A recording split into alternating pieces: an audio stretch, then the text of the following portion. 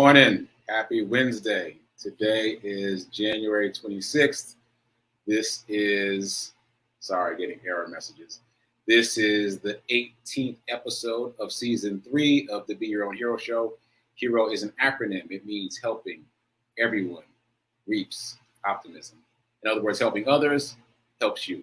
It's a reciprocal action. I'm your host. My name is Sekouwrites. I'm a professional creative and the creator of what we're now calling the Hero Ministry Movement. And that's my effort to uplift and inspire the unhoused community and people in general, because it's gotten way bigger than I could have ever imagined. So thanks for joining me. Check me out here Monday through Friday, 9:45 a.m. Eastern to see me live. You can watch the replays on YouTube and on Facebook, both for the New Thought Media Network and my personal Facebook page and my YouTube page. So shout out to New Thought Media Network for allowing us the space and opportunity to talk about being our own heroes here. And remember, just a reminder, they have an Instagram account now, so go follow them at New Thought Media Network. And if you want to make a donation, you can go to ntmedia.org. They are a 501c3 nonprofit, so it's a tax-deductible donation. So check them out. Check out the other programming on the network and the radio station, and give a donation. Okay, and if this show provides you with any value, please like, comment, share, spread the news, spread the word. Check out all the notes. Wherever you're watching this, there'll be show notes underneath. So check out the notes about how to purchase a hero hoodie or make a donation or support this show in other ways. All right, so all that said, this is the season of doing. This is season 3. The theme is doing, and the idea is to do. Am I wearing I got the doing hoodie on today in homage to season 3. And the idea is to kind of combine what we've been talking about in terms of wealth and abundance into actionable steps in small ways. And hopefully they'll resonate with you. And definitely they'll resonate with me. Like a lot of these things I'm talking about are reminders for me. Really all of it is a reminder for me. So join me on this journey of doing. Okay, so Hero Ministry Movement news. Let's get into it. Today is day 240 of my run streak. So it's a milestone day for me. Oh, I'm going to give myself some fireworks. I got to celebrate my wins. I'm going to do the new fireworks.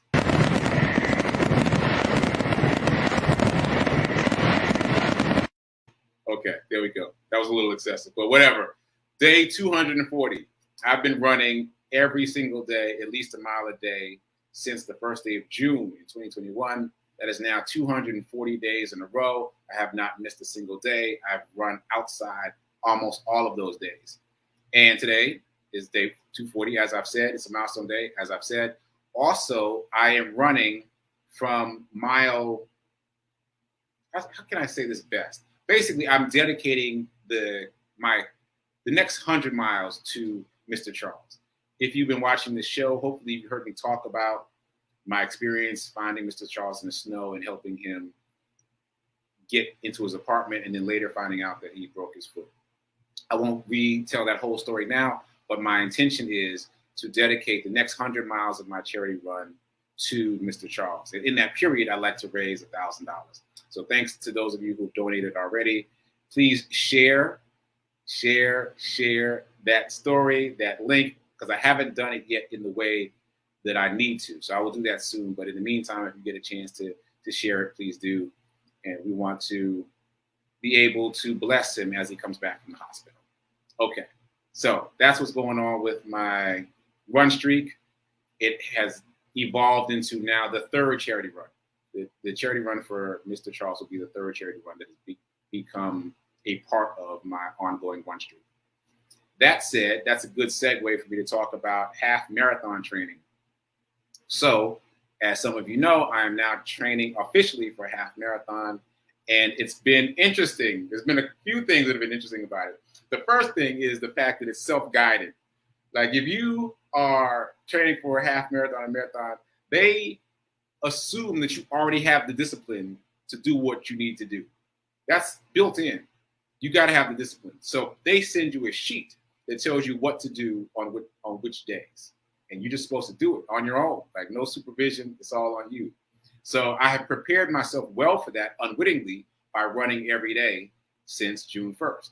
So I've got the discipline locked in. As a matter of fact, I checked the sheet this morning, and the sheet for the task for today is rest day or cross training. I was like, well, I'm not doing the rest day. I'm not losing my streak or my momentum. So my quote unquote rest day was to run just 1.5 miles. And the fact that I can say just 1.5 miles is pretty cool, because I remember when a mile just seemed like trying to get to Pluto. It just seemed like so far out of the frame of my abilities. And now it's not. So yeah, I did 1.5 miles and I ran very slowly. My intention was to take it very easy. That didn't work out so well.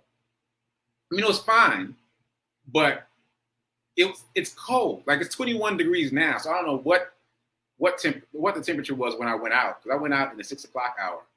So I don't know what the temperature was. I didn't even check, but it was cold. So running slowly did not really benefit me because I wasn't generating enough warmth. Like I was generating warmth because I'm running, but I wasn't generating a lot of warmth. So I ended up getting very cold. So I'm gonna have to factor that in next time. I'm gonna have to check the temperature when I decide to run a little more slowly, because yeah, that wasn't a good look. By the time I got back, I was really cold. So anyway, that's a little bit of a sidebar, but the point is, if you're interested and you're in the Nashville area and you're interested in training for a half marathon or a marathon, check this out. Your registration for training, 100% of the net proceeds will be donated to charities here in Nashville. That's very exciting. They're going to make a donation to Black Men Run, which is a nonprofit, also Black Girls Run, and a few other nonprofits in the area. The training is being provided by Fleet as in fast, feet as in you run with your feet. Fleet Feet Nashville. It's a chain of running stores. I haven't even been yet, so I don't know how to describe it because I haven't been yet, but I understand that it's a running store. They're providing the training, and they're also making the donations to the local nonprofits. So that's very exciting. If you're in the Nashville area and you've been wanting to train for a marathon or half marathon, feel free to join. And by the way, that doesn't mean you have to commit to a marathon or half marathon. People keep asking me, so what race am I running? I don't know, but I'm training. Like I want to get the education. I want to learn whatever it is I don't know, because you don't know what you don't know until you know. So I'm just in the training to learn. There is no specific race that I'm training for. But if you're interested, hit me up. I'll connect the dots. And again, 100% of the net proceeds are being donated to local charities, including Black Men Run. So very cool. Shout out to Fleet Feet for doing that. Okay. Also, another quick shout out to the 30-day challenge people. Thanks for showing up and showing out. Gladys, I saw your note in the comments yesterday. Yep, you've been showing up every day for your stationary bike. And also, this is a bit of a sidebar, but brief sidebar. Gladys, I hope you're watching. So, you know what? No, I'm not going to do it, because if I talk about it, that's talking about things that happen in the 30-day diet class, and that's separate. So for those of you who missed the 30-day diet class, you're missing a lot. There's a lot going on in the class, and if you missed it, just get the book and follow along at your own pace, because it's really impactful stuff. And if you read it with somebody, it gets even more impactful. So Gladys, I'll hit you up. I had an idea about something you said in the class last night, so I'll share that with you later.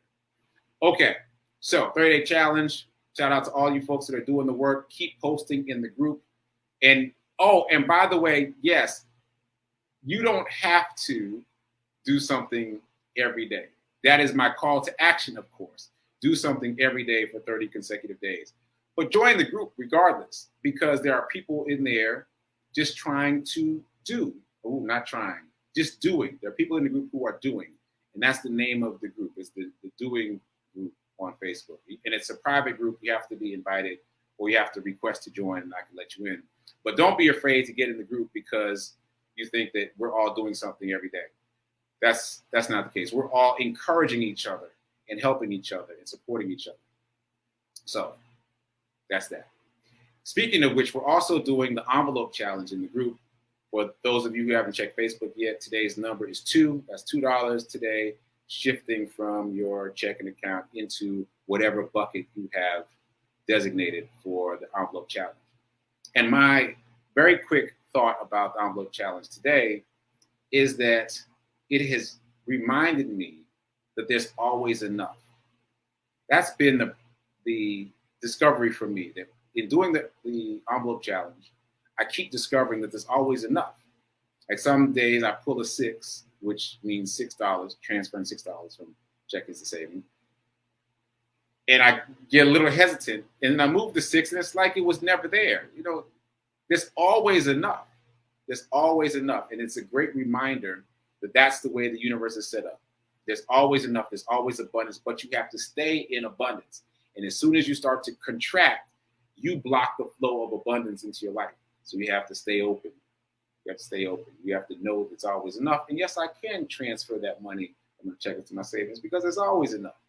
It's a great practice. So that's what I've been noticing about the envelope challenge. I would love to hear from the other people that are doing the envelope challenge, what's been showing up for them.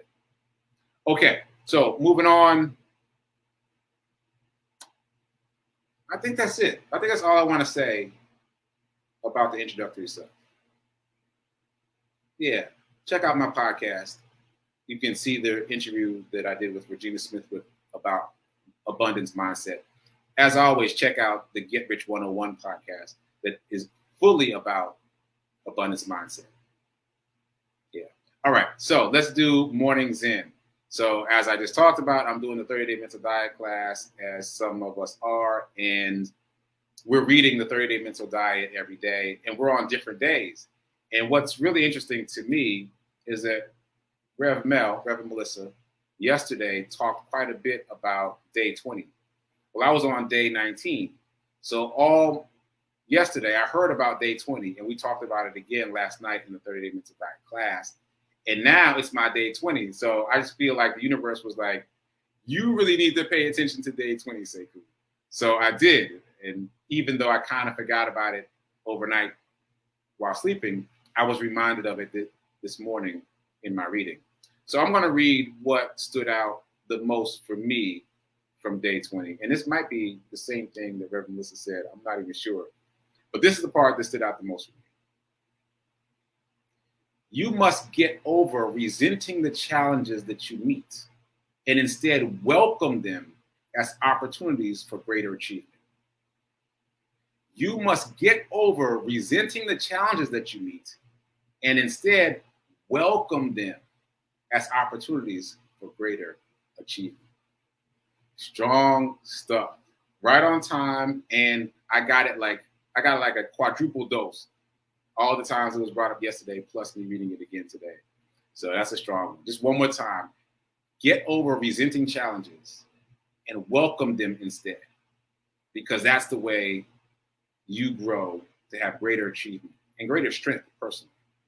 So that's day 20 of the 30-day mental diet.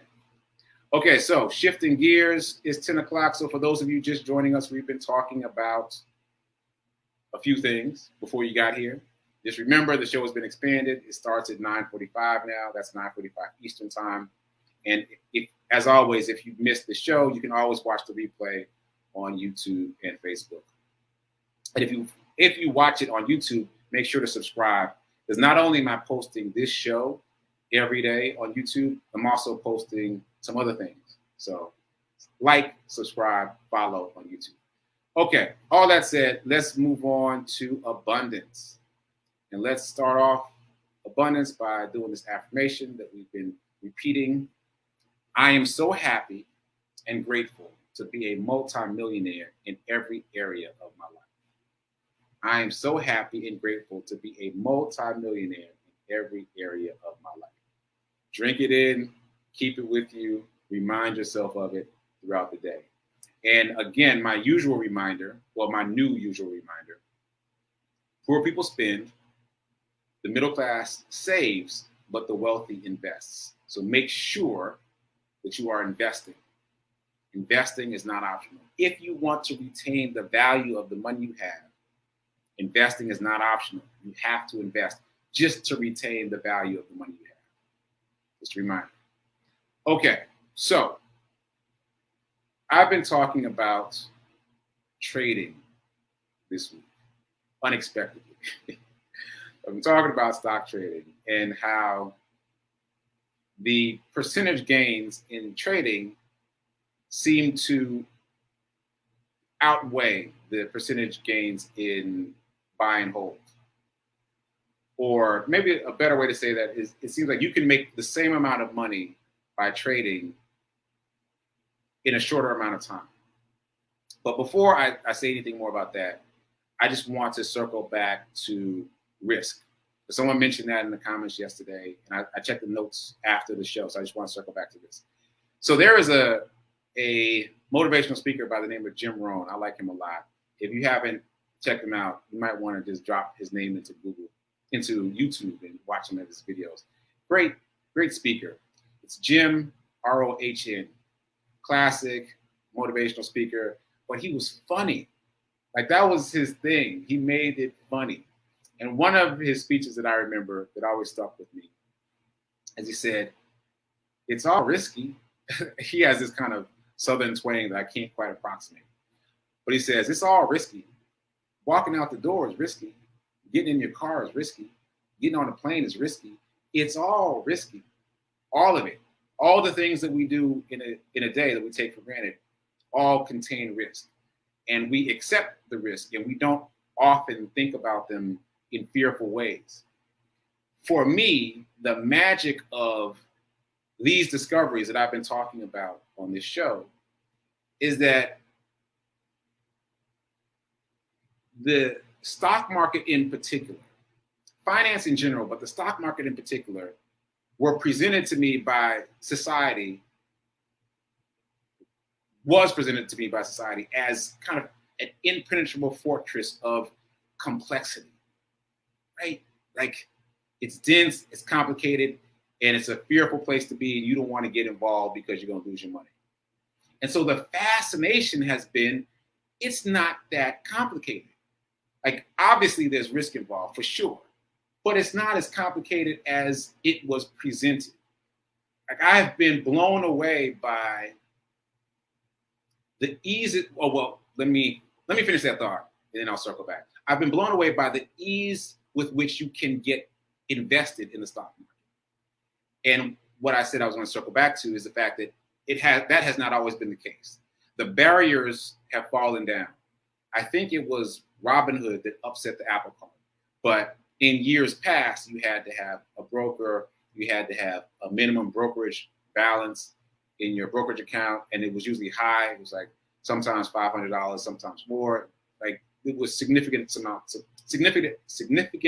of money that were barriers to entry. But Robinhood came along, I believe, don't quote me, but one of the online trading apps came along and said, okay, no brokerage fees, no minimum balance. We're not going to charge you to trade. And therefore, there were ripple effects throughout the system, and everyone had to move to catch up. So those of us like myself who are getting involved now are getting in at the sweet spot time where you can get in and open an account with a zero balance and start saving, investing, trading. And when I say saving, I mean saving money in the cash balance of your brokerage account where it will accrue interest. And as I've read and said here on the show, it will accrue more interest than it would in a savings account, a typical savings account. So the barriers to entry are nil, and that has not always been the case historically. So there's that. There's easy access. And yes, you have to treat all of it with a level of respect. That said, it's not as complicated as I thought.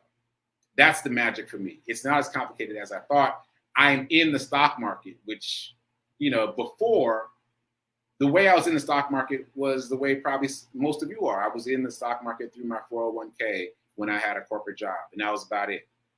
I wasn't paying attention to it. I didn't know what I was doing. I was, choosing between moderate, low, and aggressive, and that's all I was doing in my mutual fund. I didn't understand it.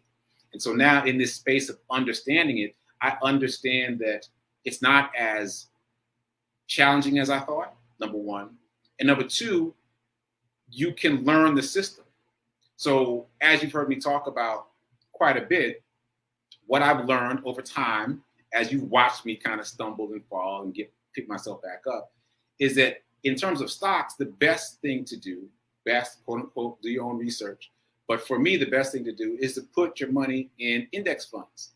Index funds, once again, are massive accounts, let's call them, where they hold a number of different stocks. So the S&P 500 is one we've talked about a lot. So we've got a single fund that contains 500 companies, not just 500 companies, 500 companies that have that do at least $40 billion in business a year.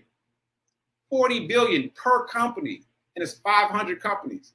Like, yeah, it could go sideways, but the likelihood is low, right? And so just knowing that there are ways to move within the market where there's high risk, low risk, moderate risk has been empowering for me.